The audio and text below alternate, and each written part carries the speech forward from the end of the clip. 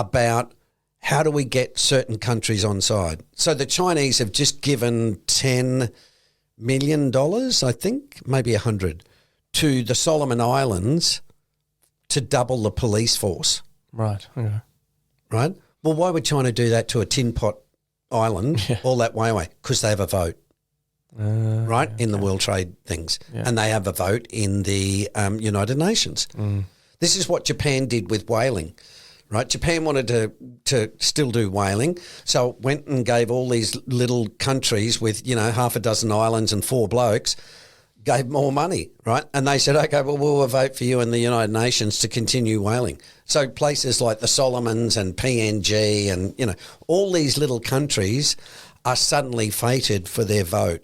And what the big countries do, China and the US, is say, okay, how can we help you, right? We did it recently with, it may have been the Solomons, where the Morrison government ignored them.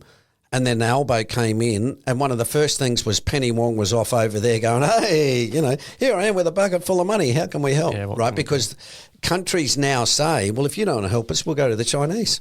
Yeah. Right? And they go, no, don't do that. We'll help you.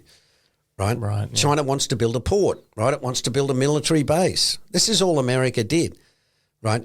After the war, the Americans got bases in Japan. They've got them all throughout Europe. That's the way you operate to keep the opposition out.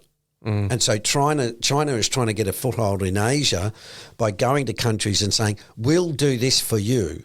But we want this in return. Yeah. Yeah. Right? That's all America did.